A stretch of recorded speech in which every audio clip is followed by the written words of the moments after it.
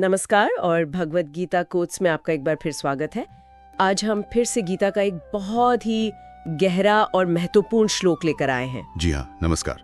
आज हम बात करेंगे आंतरिक शांति की। बिल्कुल, और खास तौर पे ये कि क्रोध और इच्छाओं पर काबू पाकर इसे कैसे पाया जा सकता है। सही। इसके लिए हमारे पास भगवत गीता का एक श्लोक है, अध्याय 5 श्लोक 26। हाँ। और साथ में कहानी भी है, एक योगी और एक युवक की, जो इसी श्लोक के मतलब को समझाती है। अच्छा। तो हमारा मकसद है ये समझना कि ये श्लोक और ये कहानी हमें आत्म साक्षात्कार और जिसे ब्रह्म निर्वाण कहते हैं यानी परम शांति, उसका रास्ता कैसे दिखाते हैं। चलिए समझते हैं इसको। तो श्लोक कुछ इस तरह है, काम क्रोध वियुक्तानाम यतीनाम यत चेतसाम अभितो ब्रह्म निर्वाणम वर्तते विदितात्मानाम।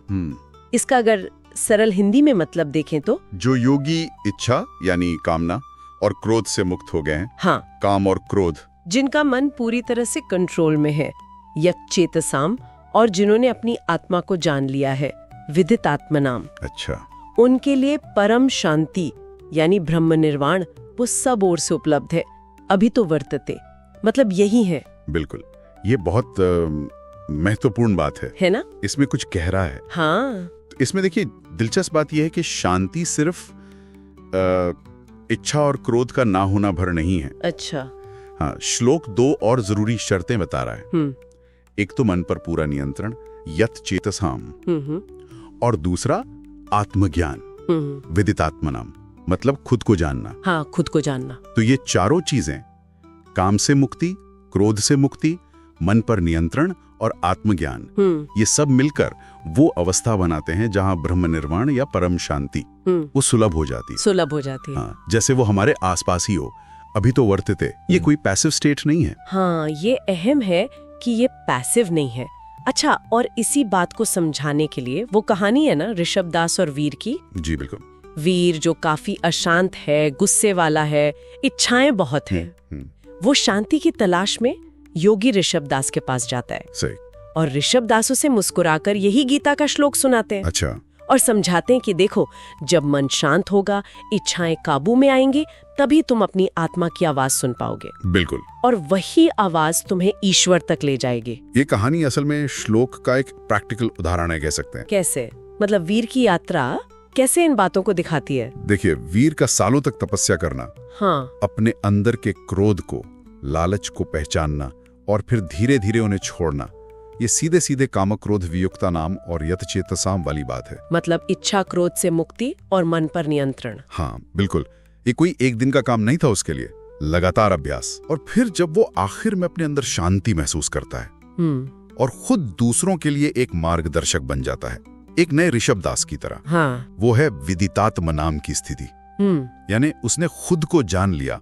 अच्छा, आत्मज्ञान हो गया। हाँ, और जैसे ही आत्मज्ञान हुआ, उसे ब्रह्म निर्वाण, वो परम शांति, उसका अनुभव हुआ। तो आत्मज्ञान और परम शांति जुड़े हुए हैं बहुत गहरे से। उसने अपने अंदर जो तूफान था उस पे जीत हासिल की। तो ये कहानी पूरी प्रक्रिया दिखाती है, अभ्यास, फिर मन का शांत होना और फिर आत्मज्ञान। बिल्कुल। और ये कहानी एक और बात पे जोर देती है। किस बात पर? कि ब्रह्म निर्वाण कोई मरने के बाद मिलने वाली चीज या कोई बहुत दूर की जगह नहीं है। अच्छा। श्लोक क्या कहता है? अभी तो वर्तते, वो यही है, चारों ओर। हाँ, ये बात तो है। बस वो सही मानसिक और आध्यात्मिक स्थिति चाहिए, मतलब इच्छा क्रोध पर जीत, मन काबू में और आत्मज्ञान। ये मिलते ही उसका अनुभव यही इसी जीवन में होने लगता है। तो मतलब सार ये निकलता है कि गीता के अनुसार सच्ची टिकाऊ शांति सिर्फ नेगेटिव चीजों को हटाने से नहीं मिलती। सही कहा। बल्कि पॉजिटिव गुणों को, जैसे मन का अनुशासन और आत्मज्ञान, इनको डेवलप करने से मिलती है। बिल्कुल। और कहानी दिखाती है कि ये थ्योरी नहीं है, ये प्रैक्टिस से संभव है। सही बात है। यहाँ एक सवाल ये भी उठता है जो शायद सोचने लायक है। क्या?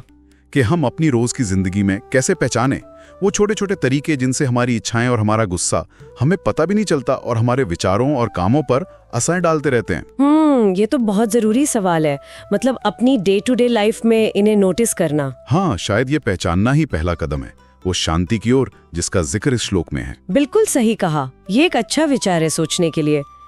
तो आज की ये गहरी चर्चा हम यहीं समाप्त करते हैं। जी। इन स्रोतों के जरिए आंतरिक शांति के इस पहलू को समझना वाकई काफी ज्ञान बढ़ाने वाला रहा। उम्मीद है कि सुनने वालों को भी इससे कुछ नई दिशा मिली होगी।